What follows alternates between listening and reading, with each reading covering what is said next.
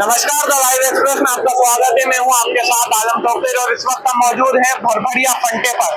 बीती रात यहां पर एक सड़क दुर्घटना हो गई थी जिसमें एएसआई जावत थाने पर पदस्थ एएसआई मनोज यादव के निजी वाहन से उन्होंने 3-4 गाड़ियों को टक्कर मारी थी, जिसमें एक शख्स की मौत हो गई थी, बाकी अन्य गंभीर घायल हैं। जिसके बाद से आक्रोशित परिजनों ने नीमच के इस भरभड़िया फंटे पर चक्का जाम किया और लगातार 3-3.5 घंटे का ये चक्का जाम था, जो करीब 12 बजे से शुरू हुआ था।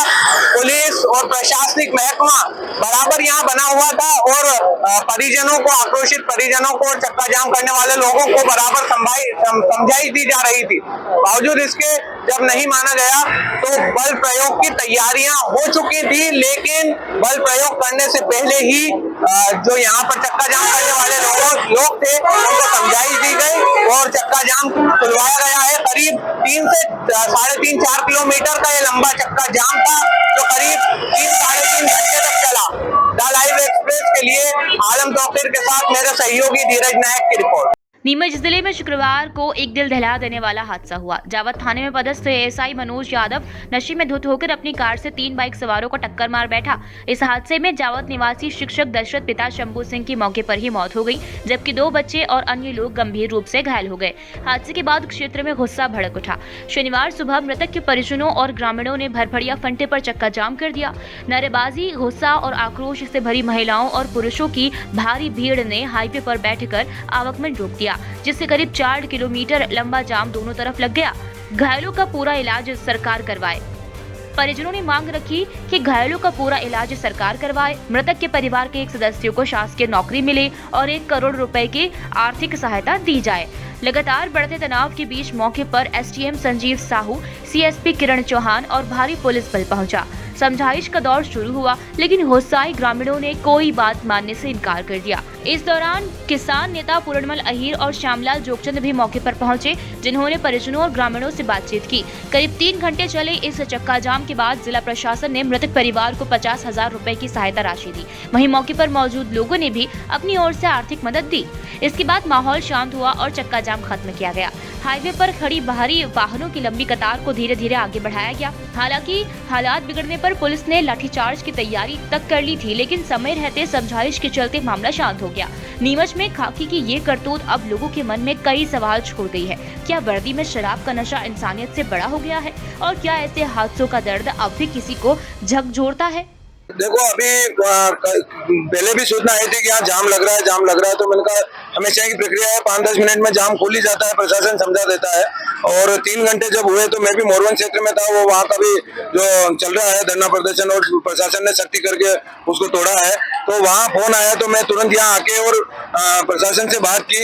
ये इनकी बातों पे जो हम सहयोग कर सकते हैं वही सहयोग करेंगे और उसके खिलाफ हमने कार्रवाई कर दी है, जेल में भेज दिया है और जो बाकी कानूनी प्रक्रिया है वो होगी। और जो सहायता जहाँ से मिल सकती है, मुख्यमंत्री सहायता कोष से पैसे दिलाने की उन्होंने बात करी है। 50,000 रेड क्रॉस का चेक लेके वो आए थे और लाठीचार्ज की ऐसी व्यवस्था कर रखी थी। जनता जो नई कानून समझते हैं उन लोगों पे कार्रवाई करने की अभी प्रक्रिया हो रही थी। ये कोई राजनीति का विषय नहीं है। यहाँ जो नेता लोग हैं, पहले बहुत सारे नेता जो जावत के वो यहाँ खड़े थे, मैं उन लोगों को आके हमने कहा भाई जो सहयोग करना है वो आप लोग सहयोग करिए। बच्चे के जो टांग कट गई उसके पिताजी का साया उसके सर से उठ गया है, तो उसका सहयोग करना सारे नेता और यहाँ जो जनता थी थोड़ा सब सहयोग करें।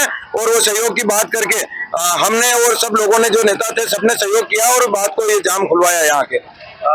नौकरी की जो मांग की जा रही थी उसको लेकर भी चर्चा की जा रही थी, क्या कुछ निष्कर्ष? नहीं, देखो उसमें क्या है, कुछ लोगों ने कहा हमको शासकीय नौकरी चाहिए, तो ऐसे कोई यहाँ प्रशासन के लोग शासकीय नौकरी दे नहीं सकते हैं। प्राइवेट जॉब में जहाँ वो उसकी पत्नी पढ़ी लिखी है, जो यहाँ पास में विक्रम सीमेंट है या दूसरी कोई प्लांट है, ऐसी जगह अगर होगा तो प्रशासन के लोग भी कहें मानवता के नाते, और हम लोग भी कहेंगे उस महिला को जो है कहीं पे भी रोजगार के लिए वो बात करेंगे। ऐसा इन्होंने आश्वासन नहीं दिया इस चीज का, लेकिन वो मानवता के नाते प्रयास करने की बात बोली है। संसदीय क्षेत्र में पुलिस का जिस प्रकार से रवैया है वो मुझे लगता है बहुत दुखद रवैया है। किसी को भी रोंदना, किसी को भी मारना पीटना, हमारे क्षेत्र की लगातार संसदीय क्षेत्र की पुलिस इस तरीके की घटनाएं कर रही है। कल की जो घटना है वो पुलिस ने एक परिवार को रोन डाला, दारू के नशे में धुत पुलिस कर्मियों ने और एसआई ने मिलकर के उसको मार डाला। एक बच्चा जो था, उस बच्चा का, नाबालिग बच्चे का पैर, मुझे आज ही जानकारी मिली अभी कि उसका पैर कट गया है। अमेरिकन हॉस्पिटल उदयपुर में वो उपचाररत है। बहुत लोग दुखी है और ये सारे जो लोग आए हैं, ये सारे परिजन और आसपास के जो शुभ चिंतक है, वो सारे लोग यहाँ पर आए हैं। सबकी मांग है कि परिवार के लोगों को न्याय मिले और उनको आर्थिक सहायता भी तत्काल सरकार दे। लेकिन मुझे लगता है कि नीमच जिले का जो प्रशासन है वो बड़ा असंवेदनशील है।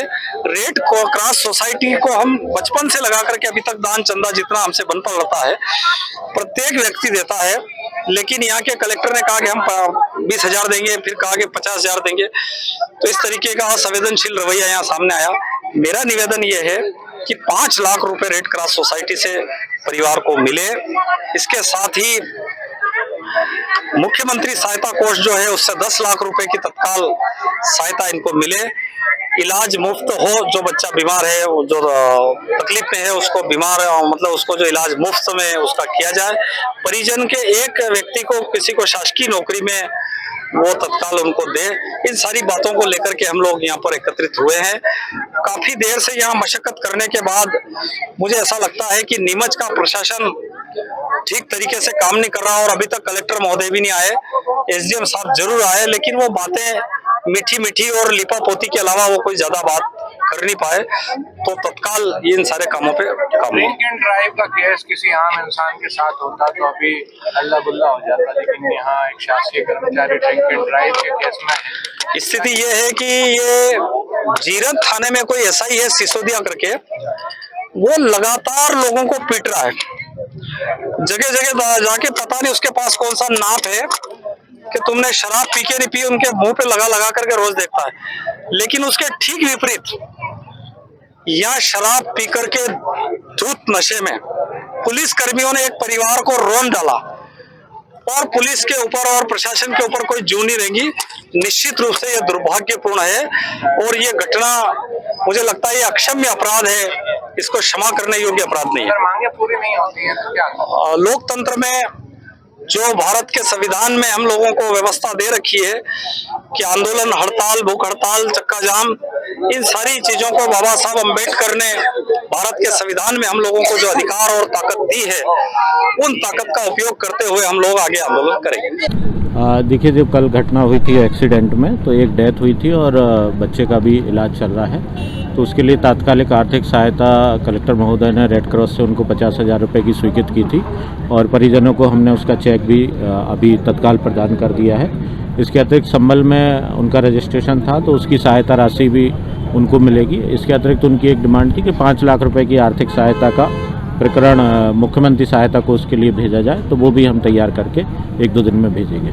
सर, डेड बॉडी लेने परिजन तैयार है? हाँ, डेड बॉडी लेने वो हॉस्पिटल निकल चुके हैं। उनकी सरकारी नौकरी की भी थी, उसमें क्या सहमति बनी? जी, वो नियम में नहीं है तो हमने उस पर उनकी डिमांड नहीं मानी। अभी मौके पे क्या स्थिति, जाम खुल गया है? मौके पे जाम खुल गया है, ट्रैफिक चालू हो गया है, परिजन हॉस्पिटल चले गए हैं और वहाँ हमने शव वाहन की व्यवस्था उनके लिए कराई है ताकि शीघ्र से शीघ्र बॉडी गाँव में पहुँच के और उनका अंतिम संस्कार किया जा सके।